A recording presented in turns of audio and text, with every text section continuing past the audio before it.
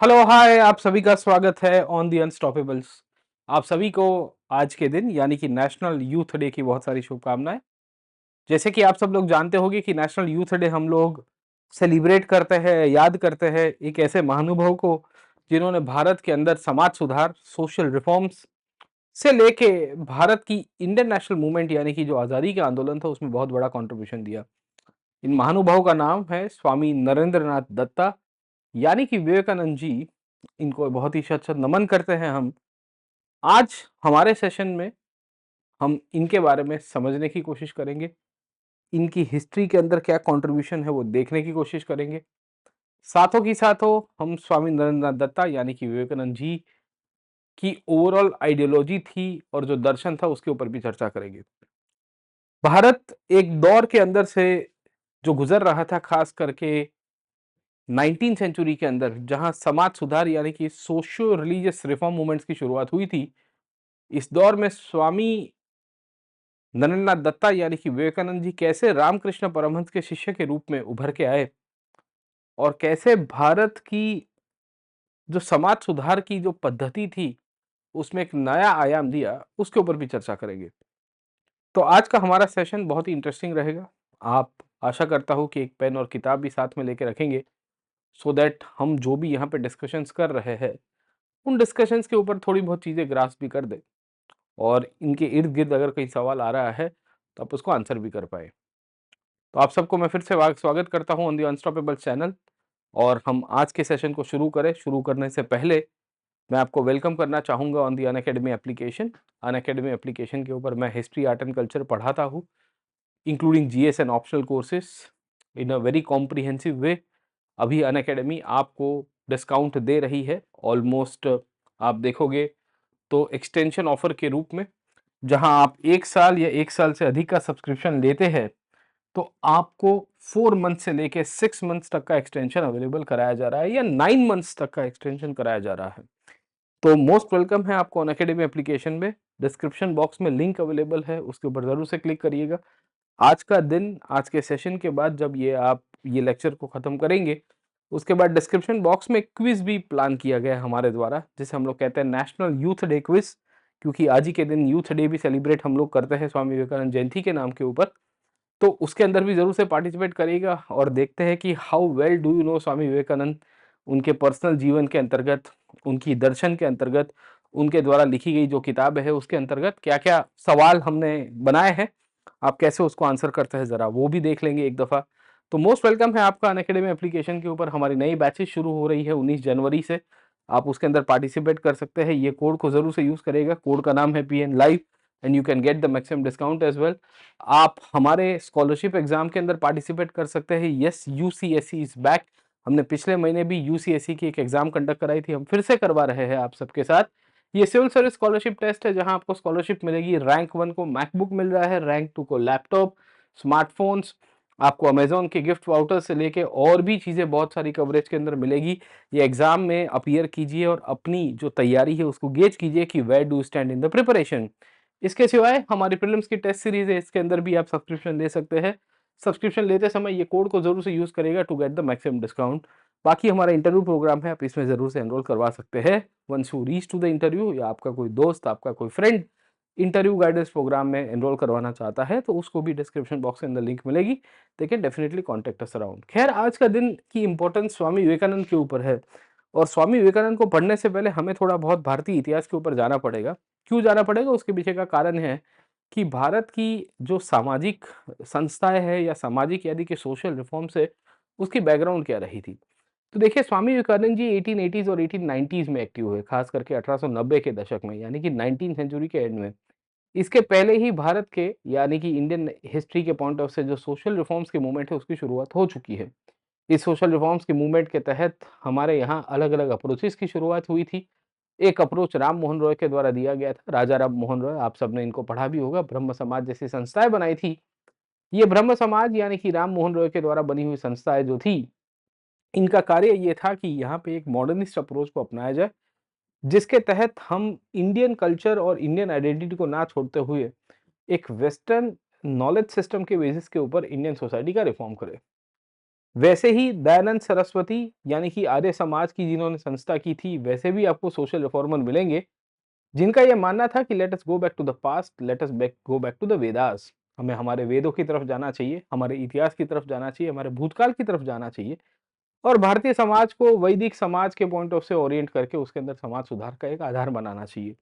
वो भी एक आयाम था सोशल रिफॉर्म्स का, वैसा ही एक आयाम रामकृष्ण परमहंस भी रखते हैं। जी हाँ, दक्षिणेश्वर मंदिर जो काली का माता का जो मंदिर है, वहाँ कलकत्ता के अंदर, वहाँ के ये पुजारी हुआ करते थे और उनका मानना था कि यस्य जीव तत्र शिव, है ना? जहाँ-जहाँ जीव है, वहाँ-वहाँ हमें देखने को मिलता है कि शिव है सर, ओके। तो हमें इंसानों की सेवा करनी चाहिए, हमें मनुष्यों की सेवा करनी चाहिए। जो भी जीवित व्यक्ति है, हम उनकी सेवा करेंगे, उनकी सेवा करने से ही हम लोगों को सामाजिक रूप में हम भगवान की सेवा कर रहे हैं, ईश्वर की सेवा कर रहे हैं क्योंकि यहाँ का जो ट्रेडिशनल वैदिक अप्रोच है या जो वेदांत दर्शन है, वो ये कहता था कि भारतीय समाज के तहत, इंडियन हिस्ट्री के तहत, इंडियन कल्चर के तहत एक चीज़ बड़ी प्रोमिनेंटली आपको देखने को मिलेगी कि कल्चर पॉइंट ऑफ व्यू से या socio cultural point of view से ये जितने भी सामाजिक आंदोलन है उसमें इंसान भगवान को जब ढूँढने की कोशिश करता है तो आपको कहीं बाहर आने की ज़रूरत नहीं होगी। You serve the humanity, you will serve the god. इस दर्शन से प्रभावित होके रामकृष्ण परमहंस ने अपनी एक संस्था की स्थापना की। संस्था यानी कि अपने एक समाज सुधार के आंदोलन की शुरुआत की थी। इस आंदोलन में जैसे-जैसे समय चलता गया वैसे-वैसे लोग जुड़ते गए और इन्हीं जुड़ने के कंटिन्यूएशन में हमें देखने को मिलते हैं स्वामी नरेंद्रनाथ दत्ता। जी हाँ, वही नरेंद्रनाथ दत्ता जिनके बारे में मैं अभी आपको बता रहा हूँ, जो ग्रेजुअल पीरियड के अंदर ट्रांसफ़ॉर्म होंगे स्वामी विवेकानंद के रूप में सर, ओके। तो हमें ये पहली कहानी तो स्वामी विवेकानंद जी के बारे में पता होनी चाहिए और वो कहानी यहाँ से शुरू होती है और शुरू ये होती है इस तरह से कि हाउ नरेंद्रनाथ दत्ता बिकेम स्वामी विवेकानंद, है ना? तो हमें पहले पॉइंट ऑफ व्यू से ये स्टोरी के अंतर्गत क्लैरिटी होनी चाहिए कि कैसे नरेंद्रनाथ दत्ता जो है, वो स्वामी विवेकानंद के रूप में अपने आप को ट्रांसफ़ॉर्म करते हैं। How he is transforming himself into Swami Vivekananda. इनकी क्या कंट्रीब्यूशन रही है, किस तरह से कंट्रीब्यूशन रही है, इसके थ्रू हम लोग समझने की कोशिश करेंगे। The first question that comes into the picture, how Narendra Datta become transform the Swami Vivekananda. Narendra Datta का अगर आप बैकग्राउंड देखोगे तो उनके पीछे का जो भी सबसे इंस्पिरेशन पॉइंट था, वो थे स्वामी रामकृष्ण परमहंस। अगर आपको पता होगा तो मैंने अभी आपको बताया कि रामकृष्ण परमहंस ही थे जो इनको स्वाध्याय के मार्ग के ऊपर, भक्ति के मार्ग के ऊपर, वेदांत के मार्ग के ऊपर लेके गए। भारत में 19वीं सेंचुरी का एक ऐसा दौर चल रहा है जहाँ सोशल रिफॉर्म्स के थ्रू बहुत सारे गुरु, बहुत सारे थिंकर्स, बहुत सारे रिफॉर्मर्स का उदय होना शुरू हो गया था। Bengal used to be the गढ़। बंगाल एक एपिसेंटर के रूप में था। इस एपिसेंटर के तहत ईश्वर चंद्र विद्यासागर का नाम आपको देखने को मिलता है। इस एपिसेंटर के तहत केशव चंद्र सेन का नाम देखने को मिलेगा। इस एपिसेंटर के तहत देवेंद्रनाथ टैगोर का नाम देखने को मिलता है। इस एपिसेंटर के तहत राम मोहन रॉय का नाम देखने को मिलेगा। ऐसे सैकड़ों विचारक और दार्शनिक बंगाल के अंदर से निकल के आए थे जिन्होंने समाज सुधार के लिए चिंता की थी। 3 मुख्य मुद्दे थे। एक तो था धर्म सुधार का मतलब है कि रिलिजन के अंदर जो रिचुअलिस्टिक ऑकल्टिक प्रैक्टिसेस आई थी, जो traditional way of religion practices से थोड़ी विरुद्ध थी, सुपरस्टिशन बहुत बढ़ गया था, ब्लाइंड फेथ बहुत बढ़ गई थी, अंधश्रद्धा का बहुत बड़ा इश्यू था, उसको लेके एक सवाल उठाया गया। दूसरा मुद्दा स्त्रियों के साथ जो भेदभाव हो रहा था, गर्ल चाइल्ड के साथ भेदभाव हो रहा था, गर्ल चाइल्ड एजुकेशन के लिए भेदभाव हो रहा था, जेंडर बेस्ड डिस्क्रिमिनेशन हो रहा था, उसको लेके एक आवाज़ उठ रही थी। तीसरा मुद्दा जाति प्रथा को लेके भी था। जाति प्रथा यानी कि जो समाज व्यवस्था थी उस पीरियड में और ब्रिटिश और पोर्चुगीज़ कंस्ट्रक्ट के बाद जिस तरह से कास्ट शब्द यूज़ किया गया था, इंडियन सोसाइटी को डिवाइड करने के लिए और उसके अंतर्गत जो डिस्क्रिमिनेशंस फेस ऑफ किए जा रहे थे by certain section of society, उनको भी वी विल फाइंड कि यूनिफाई करने की आवश्यकता थी।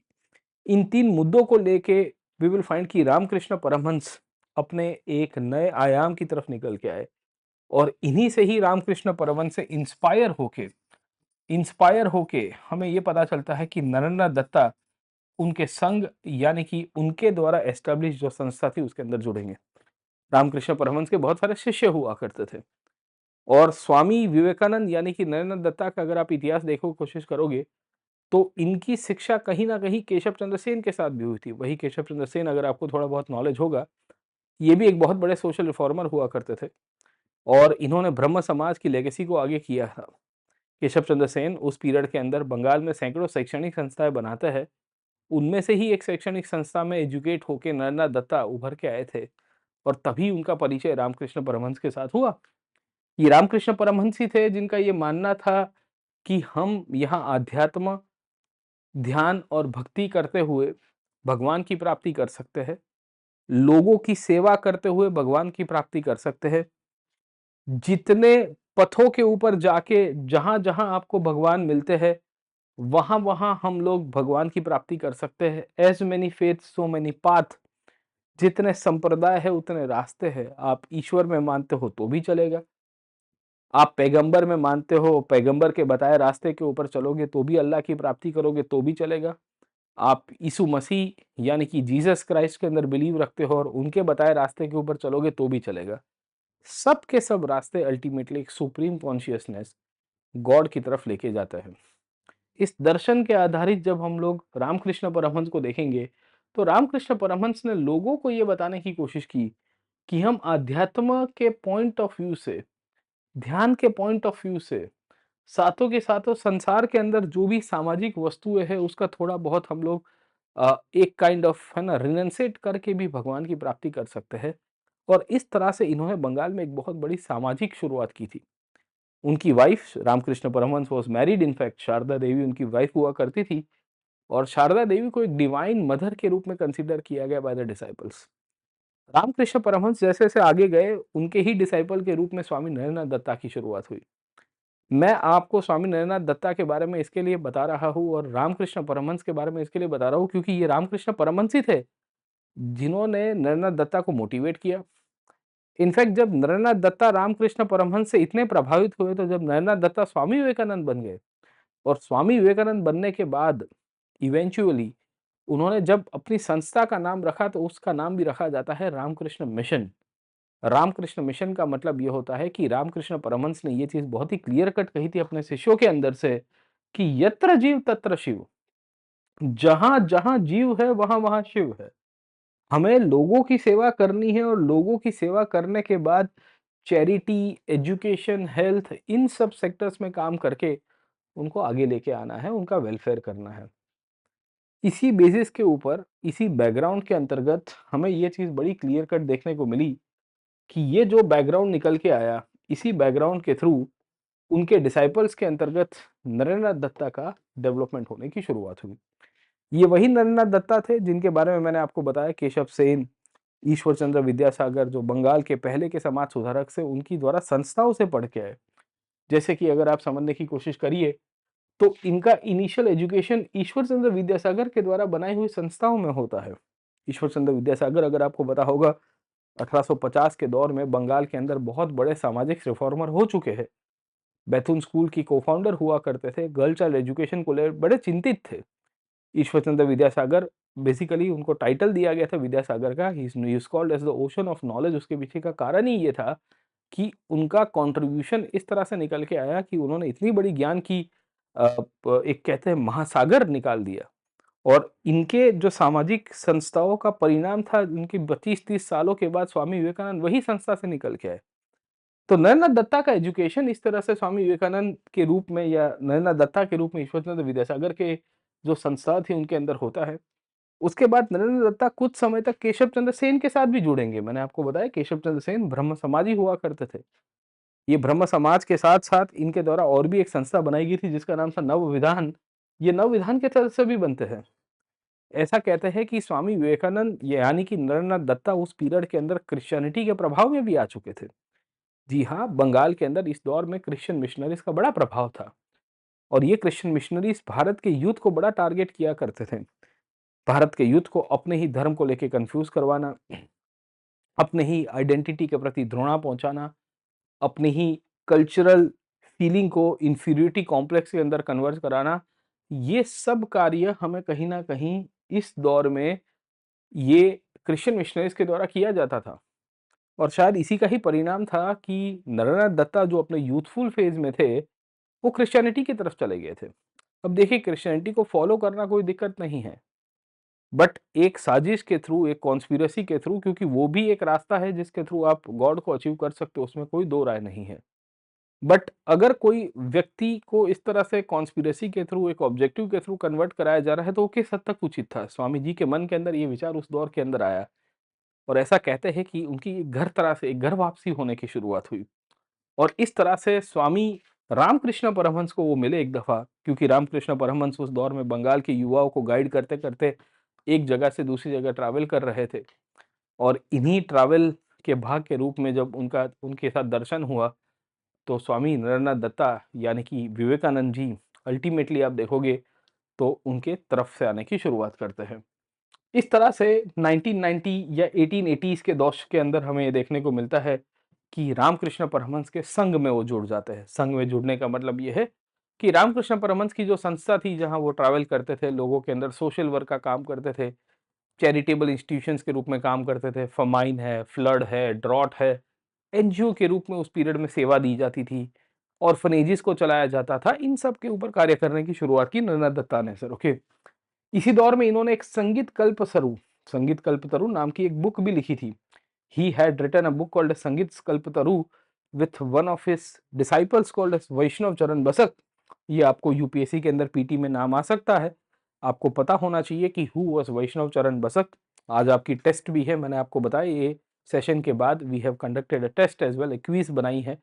जरूर से क्विज के अंदर भी पार्टिसिपेट करिएगा। खैर खैर, तो इस बेसिस के रूप में हमें ये पता चलता है कि स्वामी रामकृष्ण परमहंस ने उस पीरियड में स्वामी नरेंद्रनाथ दत्ता को मोटिवेटेड किया, उनको समझाया कि जीवन की वास्तविकता क्या है, जीवन का सार क्या है। शायद उससे ही इन्फ्लुएंस होके और मोटिवेट होके हमें देखने को मिलता है कि एक बंगाली सॉन्ग कल्पतरु, संगीत कल्पतरु का निर्माण किया जाता है वैष्णव चरण बसक के साथ मिलके।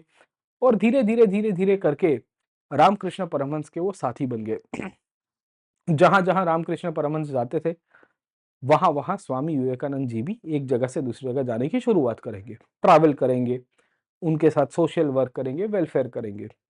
जब तक रामकृष्ण परमहंस अलाइव थे और उनकी वाइफ मैंने बताया शारदा देवी, जिनको ये लोग शारदा माता के रूप में कंसीडर करते थे क्योंकि वो देवी के अवतार के रूप में कंसीडर की गई है। और इस तरह से करीबन 1880s और 1890s के दौर तक आते-आते वी विल सी कि नरेंद्र दत्ता का ट्रांसफॉर्मेशन हुआ। ट्रांसफॉर्मेशन ऐसे हुआ कि किसी ने कहा कि इनका नाम नरेंद्र दत्ता क्यों है? इनका अभी नाम हमें कुछ और करना चाहिए और ट्रांसफॉर्मेशन के रूप में इनको अब सन्यासी जीवन यानी कि संसार को रिनंस करके जो एक नए जीवन की शुरुआत है उसकी तरफ अब आना चाहिए। अजित सिंह करके वी विल फाइंड कि एक इनके फॉलोअर हुआ करते थे, अजित सिंह नाम याद रखना। ये अजित सिंह ही थे जिन्होंने इनको नरेंद्र दत्ता से दूसरे नाम के ऊपर कन्विंस किया और दूसरे नाम के ऊपर इनको पहचान दी, जिसे हम लोग कहते हैं विवेक आनंद। विवेक का मतलब क्या होता है? विवेक का मतलब होता है पोलाइट। हम कहते हैं बड़ा विवेकी है, बड़ा शांत है। आनंद का मतलब होता है ब्लिसफुल, हमेशा खुश रहने वाला, हमेशा सुख में रहने वाला। तो इस तरह से नरेंद्र दत्ता का ट्रांसफॉर्मेशन हुआ। ये ट्रांसफॉर्मेशन के रूप में हमें ये पता चलता है कि उनके ट्रांसफॉर्मेशन के अंतर्गत उनका नाम बदला। उन्होंने अपने बाकी सारे दोस्तों के साथ, अपने साथियों के साथ मिलके दीक्षा ले ली और दीक्षा लेने के बाद अपने गुरु के बताए रास्ते के ऊपर चलने की शुरुआत की। करीबन 1886-1887 के अंदर रामकृष्ण परमहंस का मृत्यु हो गया। ही पास्ड अवे। और जब रामकृष्ण परमहंस की मृत्यु हुई, उसके बाद नरेंद्र दत्ता, जिन्होंने अब नया नाम धारण कर दिया था, जिसे हम लोग स्वामी विवेकानंद के रूप में पहचानते हैं, ये स्वामी विवेकानंद के रूप में अब भारत दर्शन करेंगे, क्योंकि उनका मानना था कि ब्रह्म यानी कि ईश्वर, प्रभु, भगवान हम सब में बसते हैं, कण-कण में बसते हैं। हमें भारत को देखना है, हमें भारत को समझना है, हमें भारत को पहचानना है और इस आधार के ऊपर से उन्होंने भारत दर्शन करने की शुरुआत की। करीबन 1887-1888 के बाद स्वामी नरेंद्र दत्ता के बारे में ऐसा कहते हैं विवेकानंद का जब उन्होंने नाम धारण किया, उसके बाद उन्होंने भारत दर्शन करने की शुरुआत की। करीबन 1888 से 1893 के बीच में यही स्वामी विवेकानंद जी भारत के अलग-अलग विस्तारों में गए, लोगों से मिले, लोगों के साथ उनके जो संवाद हुए, उसका उन्होंने अपने अनुभव के रूप में उनको अपना सॉल्यूशन देने की कोशिश की। क्योंकि 3 मुख्य मुद्दे उस टाइम पे भारतीय समाज में सबसे प्रायोरिटी पे थे।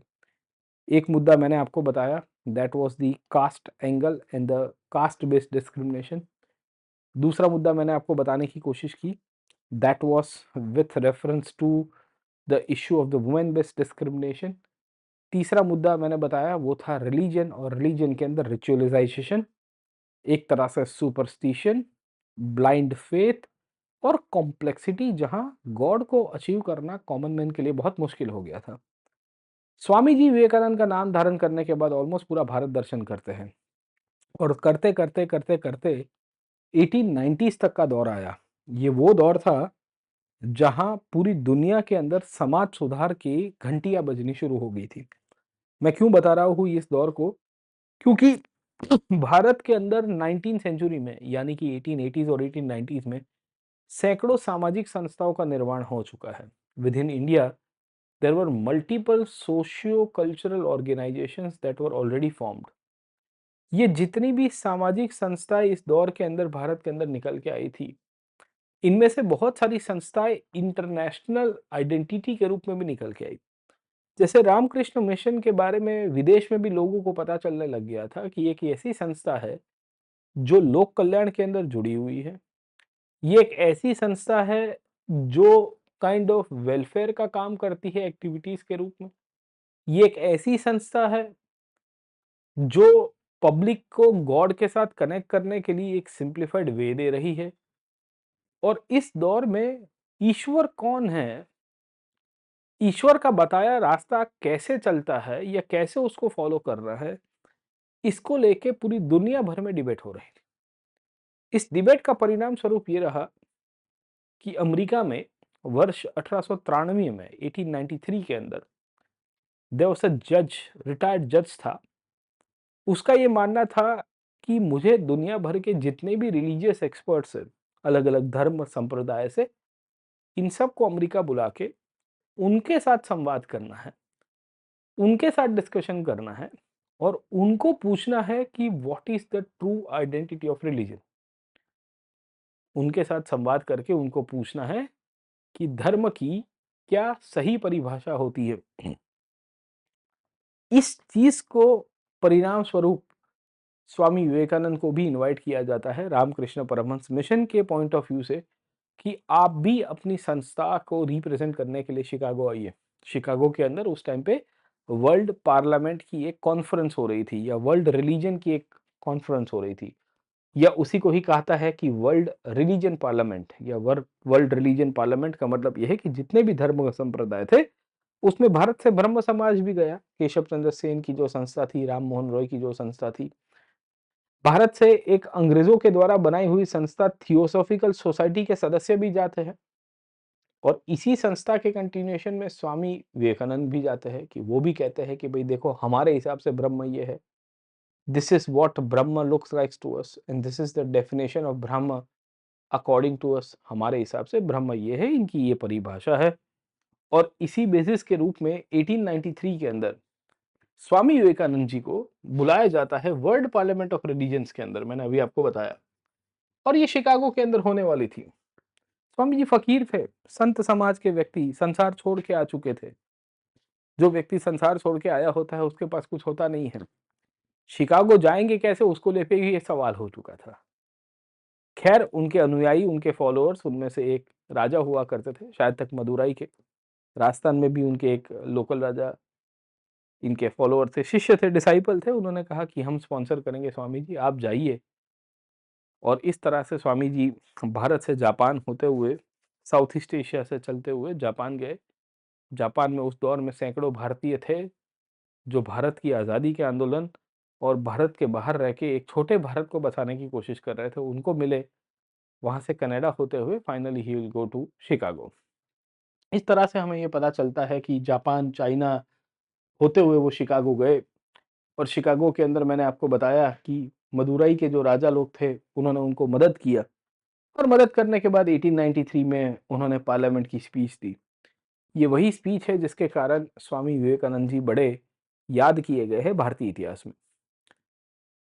जितने भी स्पीकर्स जब पार्लियामेंट के अंदर उठने बोलना शुरू करते हैं, तो वो सब ने बोलना शुरू किया माय डियर और लेडीज एंड जेंटलमैन करके। ज़्यादातर जो स्पीकर्स थे वहाँ पे अमेरिका के स्पीकर्स थे, इंग्लैंड के स्पीकर्स थे, दुनिया के अलग-अलग देशों से जो स्पीकर्स आए थे, सबने एक ही चीज़ बोली और वो थी ladies and gentleman, ladies and gentleman and ladies and gentleman. Swami Vivekananda ने कहा कि हम लेडीज़ एंड जेंटलमैन में नहीं मानते हैं। हम तो यहाँ अपने दोस्तों को देखते हैं, हमारे भाइयों और बहनों को देखते हैं। और इसी का ही परिणाम था, स्वामी विवेकानंद की जो स्पीच थी, उसको बहुत ही स्टैंडिंग अप्लॉज़ मिला कि उन्होंने स्पीच की शुरुआत की थी, my dear brothers and sisters. हम आप सबके अंदर ब्रह्म देखते हैं। We see Brahma, that is the god in within you. So we consider you as my brothers and sister. We do not differentiate based on the any kind of religion. We do not differentiate or we do not see you as a different entity. हम आपको हमारे भाई बहन ही मानेंगे। इस तरह से स्वामी विवेकानंद ने ब्रदर्स एंड सिस्टर्स के रूप में अपनी स्पीच दी। ब्रह्म समाज थियोसॉफिकल सोसाइटी के सदस्य भी आए थे। थियोसॉफिकल सोसाइटी अगर आपको पता होगा मैडम ब्लेवेट्स्की के द्वारा एस्टेब्लिश थी। इनके सदस्य भी उस दौर के अंदर वहाँ पे बुलाए गए। ग्रेजुअल पीरियड के अंदर we will come to know कि स्वामी जी ऑलमोस्ट 1-2 साल तक वहाँ पे इंग्लैंड और अमेरिका के अंदर ही थोड़ा समय बिताएँगे और 1894 के आसपास का जो टेन्योर था, वहाँ हमें देखने को मिल रहा है कि Swami Vivekananda will be staying back in USA. New York के अंदर रह के उन्होंने वेदांत सोसाइटी की स्थापना की थी, याद रखिएगा, प्लीज़ रिमेंबर दिस पार्ट कि हू एस्टेब्लिश्ड द वेदांत सोसाइटी, आपको सवाल आ सकता है। तो हमें क्लैरिटी होनी चाहिए कि ये वेदांत सोसाइटी की स्थापना स्वामी विवेकानंद के द्वारा ही किया गया था। खैर ये स्वामी विवेकानंद जी उसके बाद इंग्लैंड जाते हैं।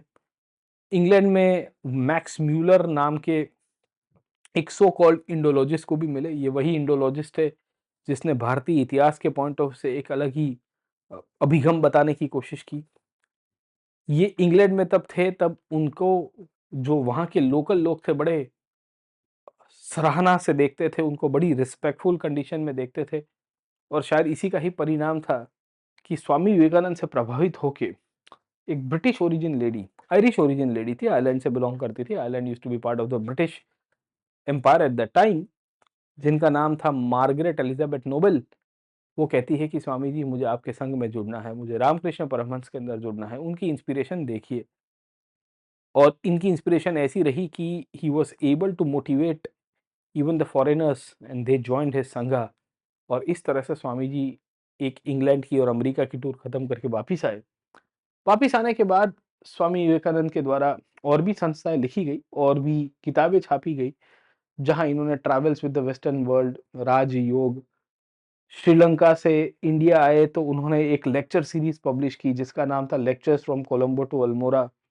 अल्मोड़ा गए थे क्योंकि वहाँ पे उन्होंने एक अपना मठ बनाया था मायावती नाम की जगह के ऊपर और इस तरह से 1897 तक आते-आते 1897 तक आते-आते विल कम टू नो कि इन्होंने रामकृष्ण परमहंस के नाम के ऊपर ही कलकत्ता में ही बेलूर नाम की जगह में रामकृष्ण मिशन की फाउंडेशन रखी। So he established a body called as Ramakrishna Mission at Belur Math. यहाँ पे एक मठ है आज की तारीख में। मठ अगर आपको पता होगा it's a very important institutions when it comes to the religious practices of the Hinduism। कहते हैं कि ये जो रामकृष्ण मिशन था, वहाँ पे ट्रांसलेशन वर्क्स की शुरुआत हुई, वेदांत दर्शन के ऊपर चर्चा हुई, यानी कि वैदिक फिलॉसफी और वेदों का अंत, जिसके आधार के ऊपर आदि शंकराचार्य ने कहा था कि आत्मन और ब्राह्मण एक ही है, जगत मिथ्यम ब्रह्म सत्यम का जो दर्शन दिया था, उसी को ही स्वामी विवेकानंद 19th और 20th सेंचुरी के अंदर यूथ को मोटिवेट करने के लिए करेंगे। स्वामी विवेकानंद का कंट्रीब्यूशन भारत के मठों के अंदर भी है, जैसे एक मठ बेलूर में बनाया, वैसे ही एक मठ अगर आप देखोगे हिमालय के अंदर अल्मोड़ा के पास मायावती नाम की जगह में करते हैं। एक मठ इनके द्वारा मद्रास के अंदर किया गया और वी विल फाइंड कि 1898-99 तक आते-आते इनकी चर्चा ऑलमोस्ट पूरे भारत में होने की शुरुआत हुई। एक से अधिक किताबें लिखी, जैसे राजयोग के ऊपर मैंने आपको बताया।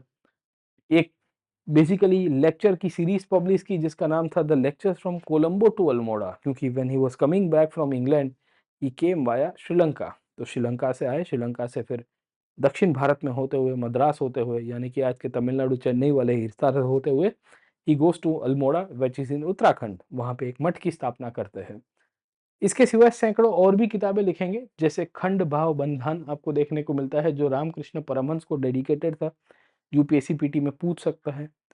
इनकी पॉपुलैरिटी इस दौर के अंदर ऐसी हुआ करती थी और इनकी पॉपुलैरिटी से प्रभावित होके और यूथ को जिस तरह से इन्होंने गाइड किया था और यूथ को ये कहा था कि भई हमें पश्चिम के मटेरियलिज्म को नेगेटिव वे में नहीं देखना है, पर हमें ये ध्यान रखना है कि वेस्ट के मटेरियलिज्म और इंडिया के स्पिरिचुअलिज्म का अगर मिक्सचर करके भारतीय समाज का विकास करें तो ज़्यादा ठीक रहेगा। और शायद तक इसी दर्शन आधारित भारत में वैज्ञानिक अभिगम, वैज्ञानिक विकास, साइंटिफिक थॉट और डेवलपमेंट हो, इसका बेस बनाते हुए ऐसा कहते हैं कि सर जमशेदजी टाटा इनके पास गए थे उस दौर में और उनको जाके कन्विंस किया था कि आप हमारी इंडियन इंस्टीट्यूट ऑफ साइंसेस, एक ऐसी संस्था जो टाटास के द्वारा इस दौर के अंदर बनाई जा रही थी, उसको हेड कर दिए। स्वामी जी ने हाथ जोड़ के कहा था कि टाटा साहब, मैं एक वैरागी इंसान हूँ, मैंने संन्यास ले लिया है, मैं भौतिक समाज से बहुत ही परे हो चुका हूँ, पर आपको इस वैज्ञानिक अभिगम के लिए मैं आपको बहुत सारा शुक्रिया अदा करूँगा, बहुत सारा आपको शुभेच्छाएँ दूँगा और मैं आशा करता हूँ कि भारतीय समाज और भारतीय यूथ जो है, वो ये साइंटिफिक लर्निंग और साइंटिफिक थॉट को ना नकारते हुए उसको आगे चलाएँ। स्वामी जी के दर्शन की एक बहुत बड़ी कंट्रीब्यूशन आपको मिलती है, जहाँ उनका ये मानना था कि भारत का समाज बहुत ही इनवर्ड लुकिंग हो गया है। वो अपने पास्ट में ही जीता रहता है। उसको लगता है कि हमारा भूतकाल ऐसा था तो भविष्य भी और वर्तमान भी ऐसा ही होना चाहिए, वैसा नहीं होता। तो स्वामी जी इसके लिए कहते हैं कि we should have a mixture and a blend of materialism and the spiritualism for the overall development of the Indian society. आपको भविष्य के अंदर स्वामी विवेकानंद के ऊपर से अगर सवाल आएगा तो यही आएगा कि स्वामी विवेकानंद का दर्शन किसके लिए जुड़ा हुआ था और कहाँ से जुड़ा हुआ था।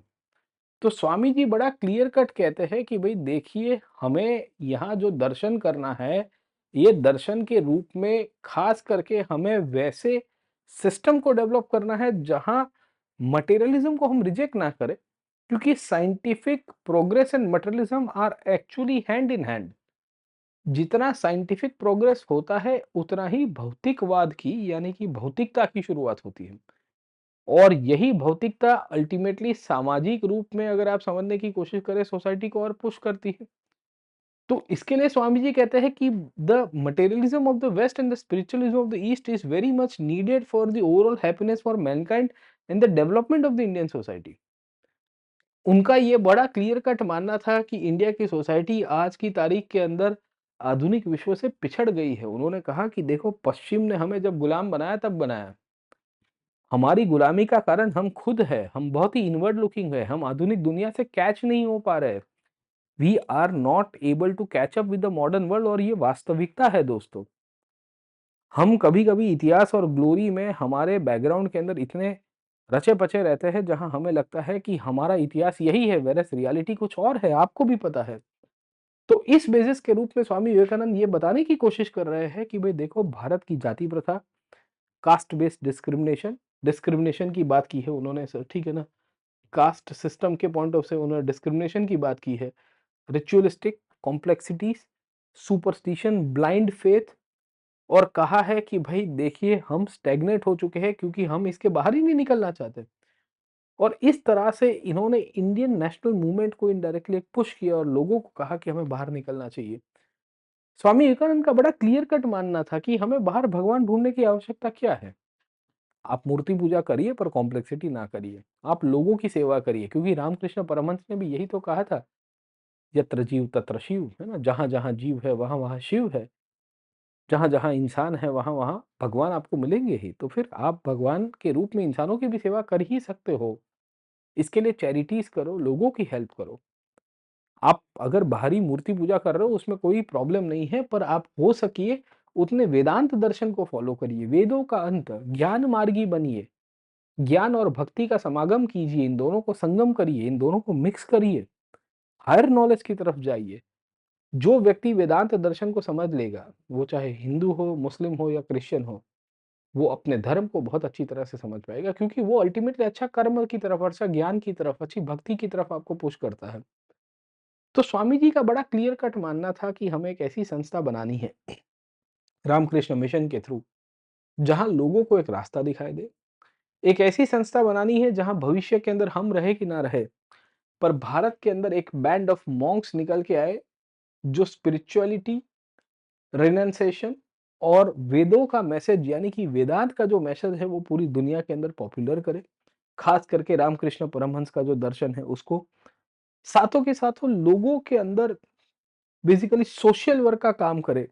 कहीं फ्लड आ गया है, कहीं पे फ़माइन आ गया है, कहीं पे ड्रॉट आ गया है, कहीं कोई बीमारी फैल गई है, कॉलेरा है, टाइफाइड है, कितने सारे पब्लिक एपिडेमिक्स उस दौर में हुआ करते थे। तो स्वामी जी का ये भी मानना था कि हमें ये मिशन के थ्रू लोगों की सेवा करनी है। क्यों सेवा करनी है? क्योंकि इसी बेसिस के रूप में रामकृष्ण परमहंस भी कह के गए थे।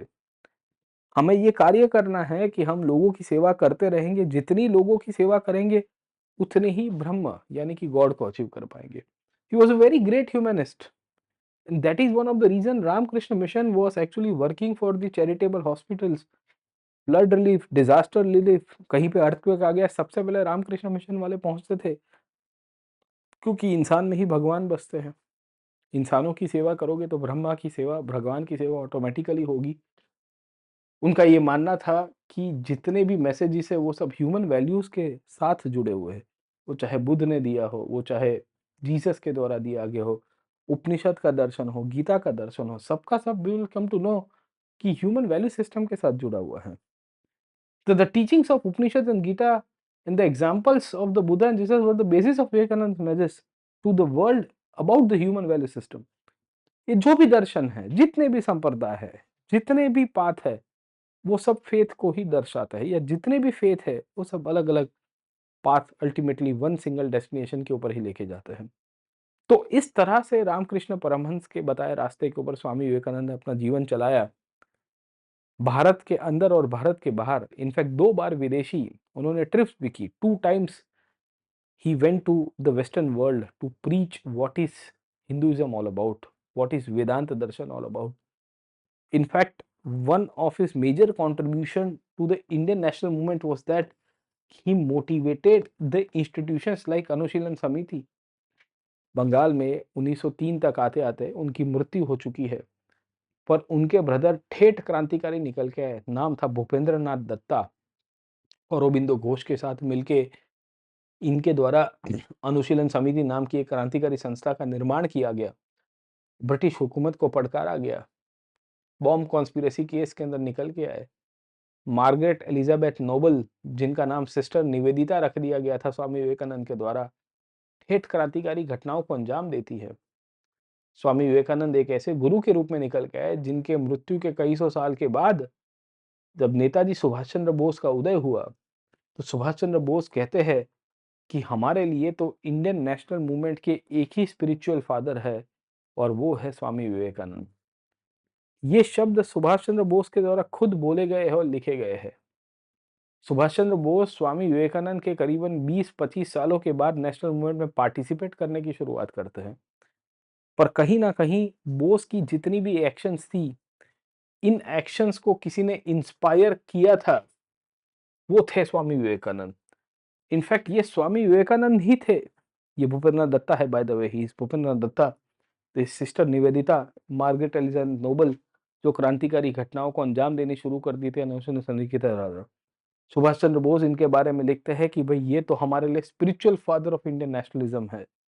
भारत की आज़ादी के आंदोलन में किसी ने आध्यात्मिक भूमिका भजवी है या रोल प्ले किया है तो वो थे स्वामी विवेकानंद। ये विवेकानंद ही थे जिन्होंने अंग्रेजों की पोल खोल कर दी, क्योंकि ब्रिटिश हमेशा Indian thought, Indian religion, Indian identity के बारे में हमेशा नकारात्मक एटीट्यूड रखते थे। स्वामी विवेकानंद जी ने एक सीरीज पब्लिश की थी the East and the West को लेके। He published a book called as the East and the West. क्या नाम था? The East and the West. नाम याद रखिएगा, आपको पीटी में पूछता है आज की तारीख में भी। वहां उन्होंने ये बताने की कोशिश की कि आप ये जो आर्यन इन्वेजन की थियरी चला रहे हो, खास करके वेस्टर्न पॉइंट ऑफ व्यू से इंडिया की हिस्ट्री को डेरोगेटरी बताने की कोशिश करो, जरा कहीं पे बता दो कोई किताब में कहाँ पे लिखा गया है कि आर्यंस बाहर से आए थे।